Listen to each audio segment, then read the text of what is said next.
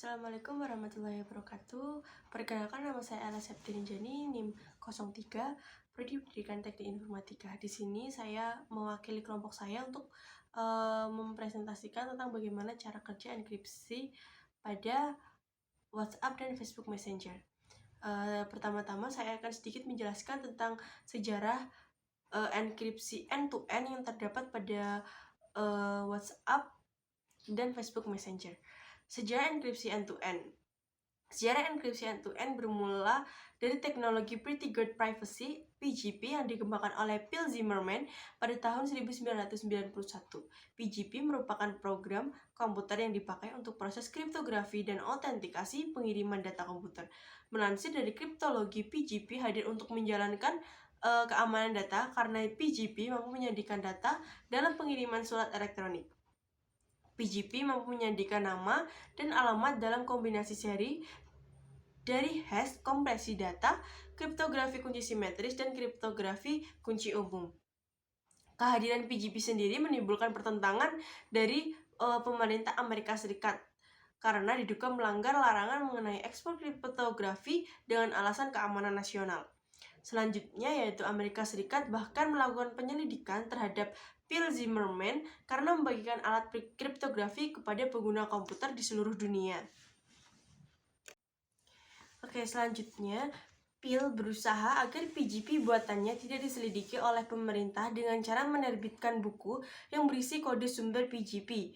Penerbitan buku dilakukan di tahun 1995 untuk menghindari upaya investigasi penyelidikan pemerintah, dan setahun kemudian pemerintah membatalkan penyelidikan tersebut. Karena kehadiran PGP membuat ahli teknologi mulai mengembangkan layanan enkripsi data yang aman untuk privasi pengguna. Sepanjang tahun 1997 hingga 2011 muncul berbagai peningkatan PGP seperti GNU, Privacy Guard atau GPG, OpenPGP, Extensible Message and Presence Protocol atau yang sering kita kenal dengan XMPP, Off the Record atau OTR, hingga aplikasi CryptoCat. Puncak dari peningkatan PGP dan menjadi dasar utama enkripsi end-to-end di tahun 2013. Pada tahun tersebut, Trevor Perrin dan Moxie Merlin Spike dari Open Whisper System menghadirkan Signal Protocol. Signal Protocol adalah federasi protokol kriptografi yang dapat digunakan untuk menyediakan teknologi enkripsi ini untuk panggilan suara, panggilan video, maupun pesan instan. Selanjutnya yaitu enkripsi end-to-end adalah teknologi yang mampu mengamankan pesan teks, gambar, suara, maupun video, di mana hanya penerima saja yang bisa mengakses pesan tersebut. Selanjutnya yaitu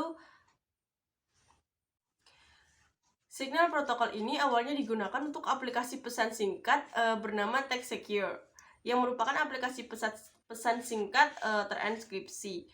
TextSecure mampu mengamankan transmisi pesan pribadi, pesan grup, lampiran, dan media ke pengguna lainnya. Di tahun 2015, TextSecure berubah menjadi Signal, dan saat ini aplikasi tersebut masih tersedia di Google Play Store dan App Store. Selanjutnya, kehadiran Signal Protocol menjadi dasar dalam menjalankan layanan enkripsi kepada pengguna, dan salah satu perusahaan yang menggunakan layanan tersebut merupakan WhatsApp. WhatsApp dikembangkan oleh Brian Acton dan Jan Koum di tahun 2009 dan diakuisisi oleh Facebook pada tahun 2014. Di tahun yang sama, Open Whisper System mengumumkan kemitraan dengan WhatsApp untuk menyediakan enkripsi. Selanjutnya yaitu setelah melakukan berbagai pengembangan, akhirnya pada tahun 2016 enkripsi end-to-end hadir untuk setiap bentuk komunikasi di WhatsApp. Hingga kini teknologi enkripsi mulai banyak digunakan di berbagai aplikasi seperti Facebook, Messenger, Skype, Telegram, dan Zoom. Selanjutnya yaitu cara kerja enkripsi end-to-end. Cara kerja teknologi ini cukup unik. Teknologi enkripsi end-to-end akan mengenkripsikan pesan dan mengubah pesan menjadi karakter acak atau ciphertext. Selain itu, setiap pengguna memiliki public key dan private key. Sebagai ilustrasi sederhana, misalnya ada dua orang yang bernama Bob dan Alice.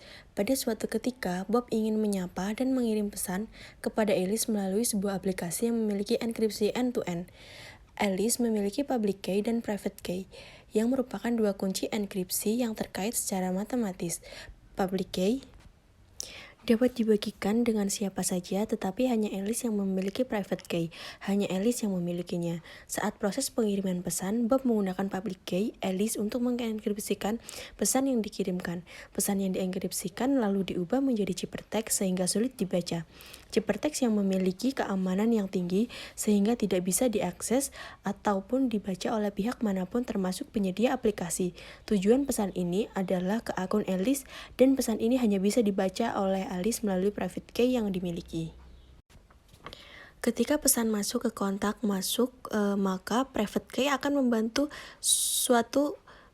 untuk membaca atau mendeskripsikan pesan yang dikirim. Proses yang sama akan terjadi kalau Alice ingin membalas pesan dari Bob. Proses ini yang kira-kira terjadi pada aplikasi WhatsApp. Melalui laman resminya, WhatsApp menjelaskan kalau pesan yang dikirim antar pengguna terenkripsi dengan baik.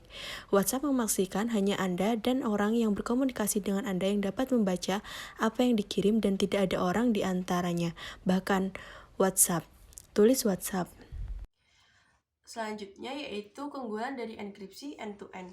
Keunggulan yang pertama adalah privacy lebih terjaga karena tidak ada yang bisa membaca pesan Anda kecuali akun si penerima tersebut. Anda seperti mengirim surat dan memasukkannya ke dalam kotak yang sulit dibuka dan kebal terhadap berbagai macam gangguan. Keuntungan yang kedua adalah tidak ada yang bisa mengubah pesan. Pesan yang dikirim yang sudah terenkripsi tidak bisa diubah oleh siapapun. Jika seandainya diubah, maka pesan tersebut akan kacau dan akan langsung terdeteksi kalau pesan yang dikirim telah diubah. Tetapi teknologi ini juga memiliki kekurangan. Pertama, pengguna teknologi enkripsi dari end-to-end ini memungkinkan Anda menyembunyikan konten pesan, namun server tetap mengetahui kapan pesan tersebut dikirim. Server tidak dapat membaca pesan tetapi menyadari bahwa Anda bertukar pesan pada hari dan waktu tertentu. Kedua, jika seorang mendapatkan akses ke perangkat yang Anda gunakan untuk berkomunikasi seperti contohnya telepon genggam, mereka akan dapat membaca semua pesan Anda serta menulis dan mengirim pesan atas nama Anda sendiri. Oleh karena itu, melindungi enkripsi end-to-end membutuhkan perlindungan perangkat dan akses aplikasi, seperti memberikan kode PIN atau model yang sudah berjalan saat ini, yaitu dengan men-scan wajah, mata, maupun sidik jari. Oleh karena itu, melindungi enkripsi end-to-end juga menggunakan PIN. Tujuannya jika perangkat hilang atau dicuri, korespondensi Anda bersama dengan kemampuan untuk meniru identitas Anda tidak jatuh ke tangan yang salah. Oke, selanjutnya yaitu yang ketiga, teknologi ini tidak dapat memastikan perangkat mitra percakapan Anda. Maksudnya, ketika perangkat ponsel teman berbicara Anda hilang, dicuri, atau berada di luar kendali pemilik, maka pesan yang Anda kirim bisa saja diterima oleh pencuri atau pihak yang tidak bertanggung jawab. Demikian presentasi dari saya. Kurang lebihnya mohon maaf. Wassalamualaikum warahmatullahi wabarakatuh.